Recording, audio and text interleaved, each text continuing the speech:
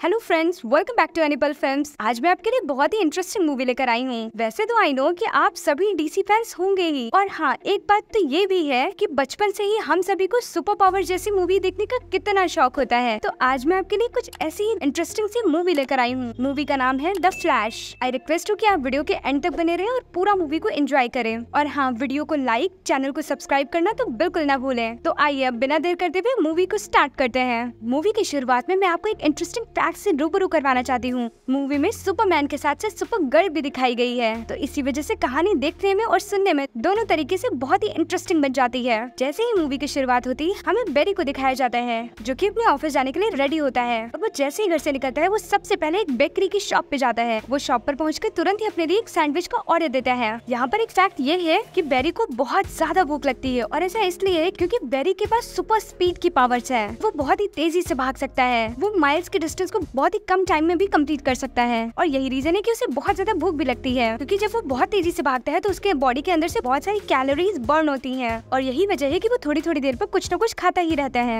Berry अपने order के लिए खड़ा ही होता है कि तभी उसे अल्फ्रेड का कॉल आता है, जो कि फोन पर ही बेरी को बताता है कि शहर के अंदर बहुत बड़ी सी रॉबरी हो गई है। और वो ये भी कहता है उस चोर ने छोटी मोटी चोरी नहीं बल्कि बहुत बड़ी चोरी को अंजाम दिया है। वो कहता है कि उसे पकड़ने के लिए बैटमैन गया तो है, लेकिन शायद वो अकेला इसके हैंडल नहीं कर पाएगा, इसलिए उसे तुम्हारी भी जरूरत है। लेकिन बेरी कहता है कि अभी तो वो नहीं आ सकता क्योंकि वो तो अभी ऑफिस जा रहा है। बेरी कहता है कि आप जस्टिस लीग के मेंबर्स की हेल्प ले लीजिए, क्योंकि उसे ऑफिस जाने में ऑलरेडी बहुत ज्यादा लेट हो चुका है। लेकिन अल्फ्रेड बताता है कि कोई भी मेंबर इस वक्त मौजूद नहीं है, सभी अपने अपने काम में बहुत ज्यादा बिजी है, तो तुम्हें आना ही होगा। और ये बात सुनते ही बेरी अपनी सुपर पावर्स का इस्तेमाल करके तुरंत ही गौतम शहर की ओर निकल पड़ता है। जैसे ही फ्लैश गौतम शहर पहुँचता है, अल्फ्रेड उसे कॉल करके बताता है कि जिस बिल्डिंग से उस चोर ने चोरी की, उस बिल्डिंग को उसने पूरी तरह से डैमेज कर दिया है। वो ये भी कहता है कि बिल्डिंग के अंदर बहुत सारे बच्चे मौजूद है। बिल्डिंग के डैमेज होने की वजह से वो बिल्डिंग बहुत ही खतरनाक पोजीशन में है, वो कभी भी गिर सकती है। अल्फ्रेड और फ्लैश की ये बातें चल ही रही होती है कि देखते ही देखते उसके आंखों के सामने बिल्डिंग गिरने लगती है और बच्चे एक एक कर नीचे की ओर गिरने लगते हैं। लेकिन फ्लैश के होते हुए वहाँ किसी को कुछ नहीं हुआ और उसने अपने सुपर पावर्स का इस्तेमाल करके सारे बच्चों को मरने से बचा लिया। और दूसरी तरफ हम ये देखते हैं कि बैटमैन चोर के पास पहुँच चुका है। चोर अपने पीछे बैटमैन को आता देखकर पानी में जंप लगाने ही वाला होता है कि बैटमैन रस्सी को फेंकता है और उसे दबोच लेता है। तभी अल्फ्रेड बैटमैन को कांटेक्ट करता है और वो उसे ये बताता है कि उस चोर के हाथ में जो सूटकेस है उसमें बहुत खतरनाक केमिकल पॉइजन मौजूद है, और अगर वो पॉइजन गैस पानी में फैल गई ना तो एक ही दिन में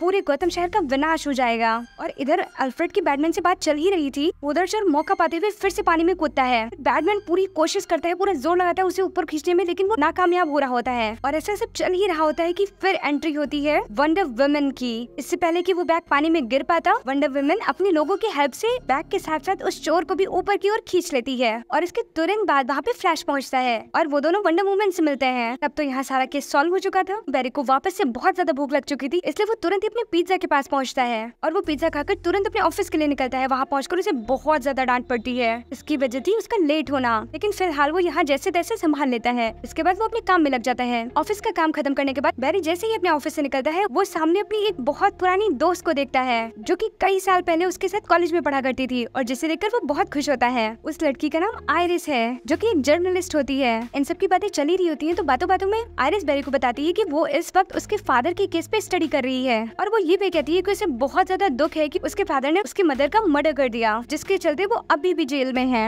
आयरिस उसे बताती है कि कल तुम्हारे डैड की आखिरी सुनवाई है और हो सकता है इसके बाद तुम्हारे डैड को फांसी हो जाए। ये बात सुनकर बेरी को बिल्कुल अच्छा नहीं लगता, वो बहुत गुस्सा करता है। वो कहता है मेरे डैड खूनी बिल्कुल नहीं है। वो कहता है कि उसके डैड ने उसकी मॉम को नहीं मारा। और इसके तुरंत बाद हमें दिखाया जाता है कि बेरी अपनी फ्लैश की ड्रेस में आता है और अपने पुराने घर के सामने खड़े होता है, और वो अपने माँ के मरने के दिन की स्टोरी को याद करता है और बहुत इमोशनल भी हो जाता है। बेरी के सोचने से यहाँ पर स्टोरी जाती है फ्लैशबैक में, जहाँ पर हमें पता चलता है कि बेरी उस समय बहुत छोटा था। ये फैमिली बहुत ही हैप्पी फैमिली होती है, सभी एक दूसरे से बातें कर रहे होते हैं और बहुत ज्यादा हंसी मजाक भी कर रहे होते हैं। जैसे हम सभी के घर में छोटे मोटे आर्गुमेंट्स होते रहते हैं, वैसे ही हमें बेरी के मदर और फादर के बीच में एक छोटा सा आर्गुमेंट दिखाया जाता है। उसकी मॉम कुछ स्पेशल बना रही होती है जिससे टमाटो केचप की जरूरत होती है। उसके फादर से उसे लाने के लिए कहती है, बट वो कहते हैं तुम तो अभी सुपर मार्केट गई थी तो फिर क्यों नहीं लेकर आई। बेरी की मॉम कहती है मैं सुपर मार्केट गई तो थी बट टमाटो केचप लाना भूल गई। उसके फादर जाना नहीं चाहते थे, लेकिन फिर भी बेरी की मॉम के कहने पर उन्हें जाना पड़ा। और उनके घर से निकलते ही बेरी के मॉम की सडन चिल्लाने की आवाज आती है। मॉम की चिल्लाने की आवाज सुनकर बेरी नीचे आकर देखता है, तब देखता है वो उसके फादर भी वहाँ मौजूद थे, क्योंकि उन्होंने भी उनकी चिल्लाने की आवाज सुनी थी, जिसकी वजह से वो भी वहाँ तुरंत वापस आ गए। जहाँ पर दोनों ये देखकर बिल्कुल शॉक हो जाते हैं कि उनकी मॉम को किसी ने चाकू मार दिया है, और कुछ ही सेकंड में उनकी मॉम की उन दोनों के सामने डेथ हो जाती है।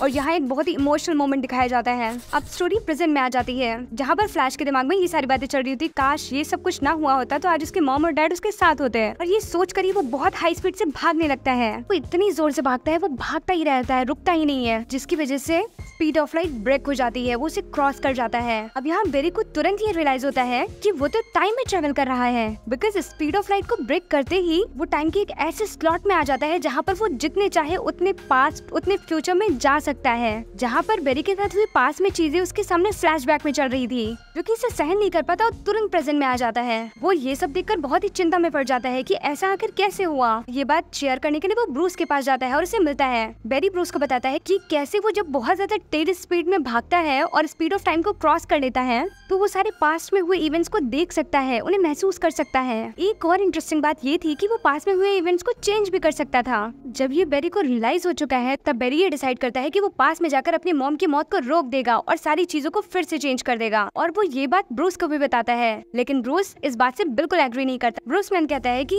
आज हम लोग जहाँ भी है वो पास की वजह से ही है। वो उससे कहता है कि अगर मेरे पेरेंट्स नहीं मरते तो ना ही कोई ब्रश मैन होता, और अगर तुम्हारी मॉम न मरती तो कोई फ्लैश भी नहीं होता, हम भी एक नॉर्मल पर्सन्स होते हैं। ब्रूस मैन बेरी को समझाता है कि टाइम से छेड़छाड़ बिल्कुल अच्छी बात नहीं है, और अगर ऐसा हम लोगों ने किया भी तो इसका अंजाम बहुत बुरा हो सकता है, जिसका हमें अंदाजा भी नहीं है। इतना कहने के बाद ब्रूस मैन तुरंत वहाँ से चला जाता है। और इसके बाद हमें दिखाया जाता है कि आयरिस बेरी से मिलने आती है। वो उससे ये भी कहती है कि अगर उसे उसकी किसी भी बात का बुरा लगा हो तो उसे माफ कर दे। वो कहती है कि मैं यहाँ पे तुम्हारे पास ये जानने के लिए आई हूँ कि आखिर तुम्हारी मॉम के साथ उस दिन हुआ क्या था। तब बेरी उस टाइम को एक्सप्लेन करते हुए आयरिस से कहता है कि कैसे उसके डैड केचप लेने गए और फिर सडन उनके घर में एक चोर घुस आया और उन्हें मॉम की चिल्लाने की आवाज सुनाई दी, और जब वो आए तब तक उनकी मॉम की डेथ हो चुकी थी। ये सब सुनकर आयरिस कहती है काश तुम्हारी मॉम ने सुपरमार्केट जाते हुए खुद ही टोमेटो केचप ले लिया होता और वो डैड को ना भेजती, तब तो वो चोर भी तुम्हारे घर के अंदर नहीं आता और ना ही तुम्हारी मॉम की मौत होती और ना ही इस वक्त तुम्हारे डैड जेल में होते हैं। समय कुछ और ही चल रहा होता है इस वक्त। आयरिस की ये बात सुनते ही बेरी का दिमाग बहुत तेजी से चलने लगता है। वो ही सोचने लगता है कि वो अपनी सुपर पावर्स का इस्तेमाल करके अपनी स्पीड को हाई करके पास में ट्रेवल करेगा और उस टोमेटो केचप के डब्बे को अपनी मॉम के बैग में रख देगा। उसके बाद वहाँ से सारी चीजें फिर से चेंज हो जाएंगी, और वो ऐसा करता भी है। वो तुरंत ही अपनी पावर्स का इस्तेमाल करके वापस टाइम में ट्रेवल करता है और उसी जगह जाके रुकता है जहाँ पर उस दिन उसकी माँ सुपरमार्केट में थी, और वो तुरंत ही केचप को उठाता है और अपनी माँ के बास्केट में रख देता है। वो वहाँ तक पहुँचता तो है, लेकिन जैसे ही वापस आने लगता है यहाँ पे आता है एक खतरनाक सा ट्विस्ट। वो जब टाइम में ट्रेवल करने के लिए वापस अपने प्रेजेंट टाइम में आ रहा होता है तभी उसे एक मिस्टीरियस सा आदमी मिलता है और वो आदमी उसे धक्का दे देता है, जिसकी वजह से बेरी प्रेजेंट में ना आकर बल्कि एक ऐसे टाइम में पहुँच जाता है जहाँ पर उसकी उम्र 18 साल की थी। वो आता तो अपनी ही दुनिया में है, लेकिन वो फ्लो ऑफ टाइम से बाहर गिर चुका होता है। तब वो वहाँ पे खड़ा होता है और अपने घर जाता है जहाँ पर उसके सामने उसकी मॉम और डैड दोनों प्रेजेंट होते हैं, और वो ये सब देखकर बहुत खुश होता है। वो अपनी मॉम को तुरंत हक करता है और दोनों के साथ बैठकर बहुत सारी गपशप भी करता है। ये सब चल ही रहा होता है कि तभी बेरी को शीशे के बाहर एक और नजारा दिखाई देता है, और वो कुछ और नहीं था, खुद बेरी था जो कि इस वक्त 18 साल का है। वो क्या देखता है कि वो छोटा बेरी उछलते कूदते हुए घर के अंदर आ रहा है। बेरी ये देखकर बहुत चौंक रह जाता है। वो उसे अंदर बुलाता है और चुपचाप एक कॉर्नर में ले जाता है। छोटा बेरी अपने जैसे एक आदमी को देखकर बहुत चौंक रहता है और खुश भी होता है। यहाँ पर मैं प्रेजेंट बेरी को बेरी के नाम से बुलाऊंगी और जो छोटा 18 साल का है उसे छोटे बेरी के नाम से बुलाऊंगी। और अब बेरी छोटे बेरी को बिठा के पूरी कहानी समझाता है, लेकिन वो बस एक बात उसे नहीं बताता। वो ये नहीं बताता कि उसकी मदर प्रेजेंट टाइम में इस दुनिया में नहीं है। छोटा बेरी उसे बार बार इंसिस्ट करता है कि आखिर उसे फ्लैशबैक में आने की जरूरत क्या पड़ी, लेकिन वो उसे कहता है कि अगर मैंने तुम्हें ये बता दिया तो बहुत सारी गड़बड़ी हो जाएगी। और छोटे बेरी को वो इसलिए नहीं बताना चाहता क्योंकि अगर वो उसे बता देगा तो टाइम और स्पेस दोनों के बीच में बहुत सारी गड़बड़ियां हो जाएंगी, जिससे संभालना नामुमकिन था। अब यहाँ दोनों के बीच में कुछ बातचीत शुरू होती है। बेरी को ये पता चलता है कि छोटा बेरी अभी भी कॉलेज में है और जिस लड़की के ऊपर उससे क्रश था वो अब उसकी गर्लफ्रेंड बन चुकी है, और उसकी कॉलेज लाइफ बहुत ही फनी और बहुत ही इंटरेस्टिंग चल रही है। और वो ये भी बताता है कि वो बहुत ही कॉलेज में पॉपुलर है। ये बातें चली रही होती हैं कि सडन मौसम बहुत खराब हो जाता है, बिजली कड़कने लगती है, तूफान आने लगता है। ये देखकर बेरी थोड़ा सा डर जाता है। वो सोचता है ये कैसा सीन है, और तब वो तुरंत ही छोटे बेरी से आज की डेट पूछता है। तब पता चलता है कि आज की डेट है 29 सितंबर। बेरी छोटे बेरी से ये कहता है आज का दिन वही दिन है जिस दिन उसे सुपर पावर्स मिली थी, और बेरी छोटे बेरी से कहता है कि मुझे किसी भी हाल में तुम्हें भी वो सारी पावर्स दिलवानी है,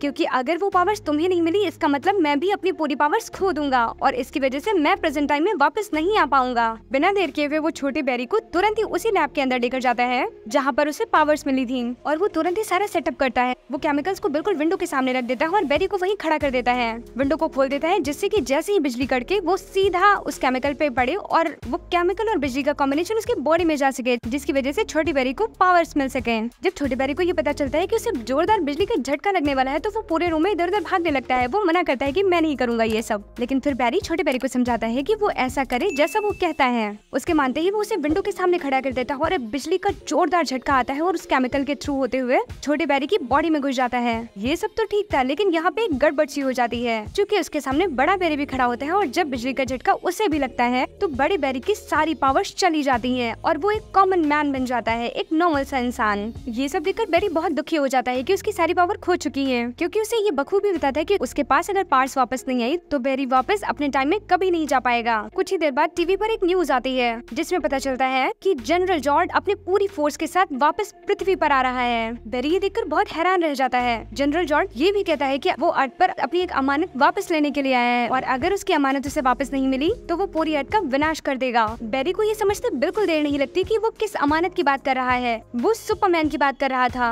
और बैरी को ये बहुत अच्छे से पता है कि अगर उसे सुपरमैन नहीं मिला तो वो पूरी दुनिया को खत्म कर देगा, क्योंकि पिछली बार जब जनरल जॉर्ड यहाँ अर्थ पे आया था तो सुपरमैन ने उसका डट के मुकाबला किया था, लेकिन उसके बावजूद भी वो बहुत ज्यादा तरीके से सफल नहीं हो पाया था। बैरी के सामने ही लाखों लोगों की मौत हुई थी। तब बैरी छोटे बैरी को ये समझाता है कि उन्हें मिलकर किसी भी हालत में जॉर्डन को रोकना होगा, क्योंकि उसकी इस दुनिया में उसके साथ उसके मॉम डैड भी रहते हैं। अब बैरी प्लान बनाना शुरू करता है और वो ये डिसाइड करता है कि सुपरमैन अकेला उसका मुकाबला नहीं करेगा, वो जस्टिस लीग की सारी टीम को अपने साथ लेकर आएगा, क्योंकि पिछली बार सुपरमैन अकेला पड़ गया था जिसकी वजह से वो थोड़ा कमजोर भी पड़ गया था। बट बैरी जब इंटरनेट पे खोजबीन शुरू करता है तो पता चलता है कि सारे मेंबर्स तो है ही नहीं। ऐसा इसलिए है क्योंकि वो तो दूसरी दुनिया में है। बिकॉज जो जस्टिस लीग के मेंबर हैं जैसे कि फ्लैश, उसको तो अभी अभी पावर्स मिली हैं। वंडर वुमन के बारे में तो कोई जानता ही नहीं है। सुपरमैन तो कहाँ है इसका कोई अता पता ही नहीं है। साइकॉर्स को तो अभी तक पावर ही नहीं मिली है और एक्का वो तो अभी तक पैदा ही नहीं हुआ। लेकिन बैटमैन को ढूंढना उसकी आखिरी उम्मीद होती है और वो तुरंत ही छोटे बैरी को लेकर वो दोनों एक वेन मेंशन में जाते हैं, जहाँ पर वो एक बूढ़े बैटमैन से मिलते हैं। और अब बैरी उस बूढ़े बैटमैन को पूरी स्टोरी सुनाता है कि वो कैसे अपने मॉम को बचाने के लिए पास में वापस आया। बैरी बूढ़े बैटमैन से ये कहता है कि जब से वो पास में आया है पता नहीं कुछ अजीब सा हो रहा है, सब कुछ बदल सा गया है। तब बूढ़ा बैटमैन उसे समझाता है कि तुमने सिर्फ एक बात सोची कि मैं अपने मॉम को बचा लूंगा, लेकिन तुमने ये नहीं सोचा कि उसकी वजह से कितनी सारी चीजें बदलेंगी,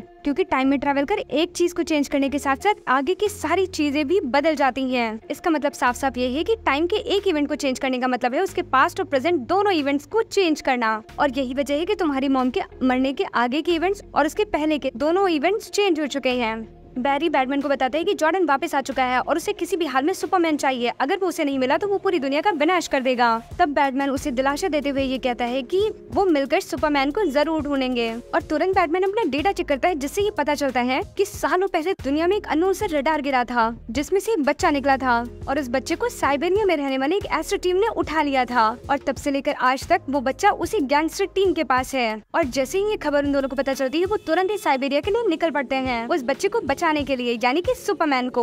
वो दोनों वहाँ पहुँच तो जाते हैं पर वहाँ बहुत हाई सिक्योरिटी होती है, लेकिन किसी भी हाल में उन्हें वहाँ पहुँचना था और उसे बचाना था। और वो सब एक साथ मिलकर किसी भी हाल में सबको मारते पीटते हुए वो किसी तरह अंदर पहुँच जाते हैं, जहाँ पर एक बड़ा सा टीन का डब्बा जैसा दिखाई देता है, जिसे खोलने पर उन्हें एक बहुत दुबली पतली सी अधमरी सी लड़की दिखाई देती है। उसे देखकर ऐसा मानो प्रतीत हो रहा है कि ये लड़की तो सुपरमैन बिल्कुल नहीं हो सकती। बैट बॉय कहता है ये सुपरमैन नहीं है, इसलिए इसे छोड़ो और हम अपने प्लान की ओर अग्रसर करते हैं। लेकिन बैरी से उस लड़की की हालत बिल्कुल देखी नहीं जा रही थी। वो बैटमैन से कहता है कि ये हमारा कर्तव्य है कि हम इस बच्चे को बचाएं और इसे वापस उसकी जगह पर पहुंचाएं। तब वो तीनों डिसाइड करते हैं कि ठीक है वो इसे बचाएंगे और वो उसे लेकर वहाँ से निकलते हैं। वो तीनों उस लड़की को साथ लेकर बाहर पहुंचे ही होते हैं और वो भागने में कामयाब हो पाते। इससे पहले वहाँ पे गैंगस्टर की पूरी टीम आ जाती है और वो उन्हें चारों तरफ से घेर लेती है, जिसकी वजह से वो वहाँ भाग नहीं पाते हैं। और अब यहाँ पे हमें एक और ट्विस्ट दिखाया जाता है। वो लड़की वही जो दुबली पतली सी थी, जैसे ही उसके ऊपर सूरज की रोशनी पड़ती है वो धीरे धीरे सूरज की रोशनी को अपने अंदर ग्रहण करती है और अपनी शक्तियों को वापस लाने की कोशिश करती है। थोड़ी ही देर में वो इतनी पावरफुल हो जाती है कि वहाँ खड़े हर एक व्यक्ति को मार गिराती है।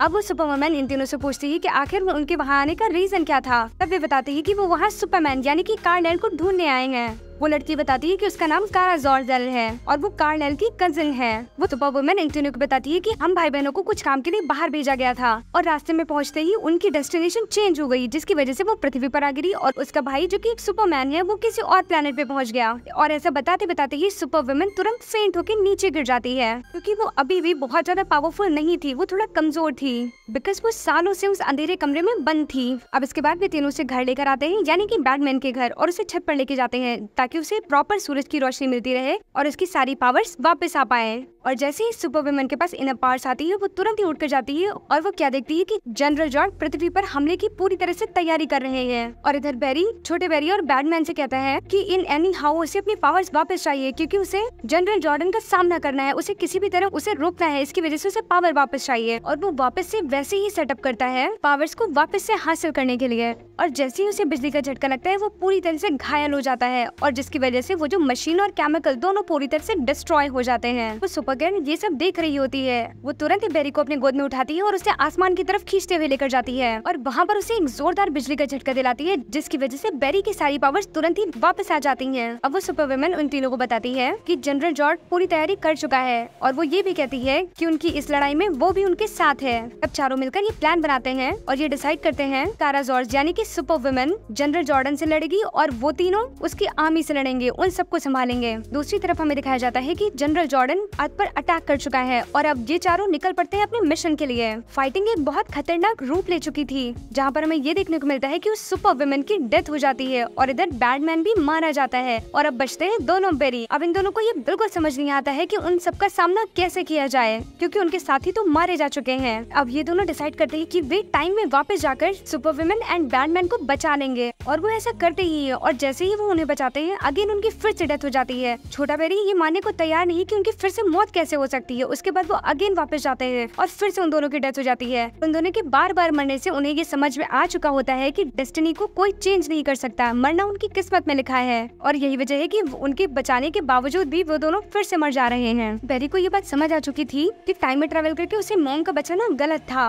और अब वो छोटे बैरी को भी ये बात समझाने की कोशिश करता है, लेकिन वो छोटा बैरी समझता नहीं। वो कहता है तुम मेरी मॉम को मरने देने की बात कर रहे हो, ऐसा मैं कुछ भी नहीं होने दूंगा। वो टोटली इस बात से डिसएग्री करता है। छोटा बैरी उसकी बात सुने बिना ही टाइम में फिर से ट्रैवल करता है और अब वो चाह ही रहा होता है कि वही मिस्टीरियस आदमी फिर से वहीं दिखाई देता है। ये वही मिस्टीरियस आदमी है जिसने बैरी को टाइम के फ्लो से धक्का दे दिया था और वो इस दुनिया में पहुंच गया था। कुछ ही देर में इन दोनों को ये पता लगता है कि वो मिस्टीरियस आदमी और कोई नहीं, उस छोटे बैरी का ही वर्जन है। तब वो छोटे बैरी का फ्यूचर वर्जन उसे बताता है कि तुम मेरा कुछ नहीं बिगाड़ सकते, क्योंकि मैं बहुत सालों से इसी टाइम में ट्रैवल कर रहा हूँ और मुझे भी सुपर पावर चाहिए थी और इसी वजह से मैंने तुम्हें टाइम ऑफ फ्लो से बाहर कर दिया, जिससे कि तुम मुझे भी सुपर पावर्स दिलवा सको। छोटे बैरी का फ्यूचर वर्जन बैरी से कहता है कि तुम हम दोनों के रास्ते में बिल्कुल ना आओ और अगर तुम बार बार आओगे तो मैं तुम्हें खत्म कर दूंगा। और इतना कहते ही वो एक धारदार हथियार उठा लेता है और बैरी के ऊपर हमला करने जाता है। जैसे ही वो उस पे हमला करने वाला होता है, उसके सामने तुरंत छोटा बैरी आ जाता है। वो वेपन छोटे बैरी को लग जाता है, जिसकी वजह से उस छोटे बैरी का फ्यूचर वर्जन भी वहीं पे तुरंत खत्म हो जाता है। यहाँ पे एक फैक्ट को जानना बहुत ज्यादा जरूरी है कि ये सारे टाइम में इतने सारे चेंजेस इसलिए हो रहे थे क्योंकि छोटा बैरी बार बार टाइम को बदलने की कोशिश कर रहा था। छोटे बैरी का फ्यूचर वर्जन बहुत सारी सुपर पावर्स को हासिल करना चाहता था और इसी वजह से ये सब हो रहा था और पूरा का पूरा टाइम फ्लो बिगड़ चुका था। और यही वजह है कि हमें यहाँ पर बहुत सारे यूनिवर्सेस दिखाए गए थे और ये सारे यूनिवर्सेस उन्हीं सुपरमैन के थे जिनको हमने पुरानी डीसीज में देखा है। आपको ये सारे सुपरमैन इस मूवी में तो जरूर देखने को मिलेंगे। टाइम में हो रहे चेंजेस की वजह से ये सारे सुपरमैन आपस में टकराने लगे थे, जिसकी वजह से इनकर्जन हो रहा था और यही वजह थी कि सारे सुपरमैन एक एक कर खत्म हो रहे थे। जैसे कि हमने मूवी में देखा कि छोटा बैरी मर जाता है और इसकी वजह से उसका फ्यूचर भी समाप्त हो जाता है। टाइम में चेंजेस के रुकते ही सब कुछ समय के साथ थम जाता है और सब कुछ वापस से पटरी पे आने लगता है। इधर अब बैरी ये डिसाइड करता है कि वो अपनी मॉम को मरने देगा और वो वापस से उसी सुपरमार्केट में जाता है और केचप को वापस रख देता है। ऐसा करते ही सब कुछ पहले जैसा हो जाता है और वो अपने प्रेजेंट में आ जाता है, जहाँ पर आकर वो अपने डैड से मिलता है और उस दिन उनकी डैड की हियरिंग होती है। वहाँ पहुंचकर उसे पता चलता है कि उनके डैडी के फेवर में एक एविडेंस मिल चुका है, मतलब सीसीटीवी फुटेज, जो कि उस सुपरमार्केट का था, जो कि ये दर्शाता है कि जिस वक्त उनकी माँ की मौत हुई उनके डैड वहाँ पे ऑलरेडी मौजूद थे और जब वे सुपरमार्केट से वापस आए तब उन्हें उनकी मॉम के चिल्लाने की आवाज सुनाई दी थी, जिससे ये प्रूफ होता है कि उनके डैड बेगुनाह है, जिसे सुनकर बैरी बहुत खुश होता है क्योंकि ये सब ब्रुश की हेल्प से हुआ था। तभी तुरंत ही ब्रुशमैन का बैरी के पास कॉल आता है। वो कहता है मैं तुमसे मिलना चाहता हूँ और बैरी भी कहता है कि मुझे भी तुम्हें बहुत कुछ बताना है, तुम जल्दी से मेरे पास आ जाओ। और जब बैरी ब्रुशमैन से मिलता है तो वो देखता है ये तो कोई और ही है। बैरी ब्रुशमैन से कहता है कि मैं तो तुम्हें नहीं पहचानता, लेकिन ब्रुशमैन कहता है मैं तो वही हूँ। और फ्रेंड्स, मैं आपको यहाँ एक बात याद दिलाना चाहती हूँ कि जब बैरी ने टमाटो केचप को वापस वहाँ रखा था टाइम में ट्रैवल करके, तब बैरी ने टमाटो केचप को एक शेल ऊपर रख दिया था, जिसकी वजह से डेस्टिनी फिर से चेंज हो गई और वो किसी और टाइम ट्रेवल में आ गया, जिसकी वजह से उसके डैड भी बच गए। और यहाँ पर यही रीजन था कि वो ब्रुशमैन कोई और ब्रुशमैन था। जैसा कि मैंने आपको पहले ही बताया है कि अगर कोई चीज पास्ट में चेंज करते हैं तो उसका इम्पैक्ट फ्यूचर में भी पड़ता है, जिसकी वजह से बैरी उन्हें पहचानने से इनकार करता है। और अब इसी मिस्टीरियस एंडिंग के साथ ये मूवी यहीं पे खत्म हो जाती है और कहानी के एंड तक आते आते हमें ये पता चलता है कि डीसी की एक और नई मूवी तो जरूर आएगी। तो फ्रेंड्स, आप हमें ये बताना बिल्कुल ना भूले कि आपको ये मूवी कैसी लगी। वीडियो को लाइक जरूर करना, चैनल को सब्सक्राइब करना और शेयर करना तो बिल्कुल ना भूले। Thank you for watching the video.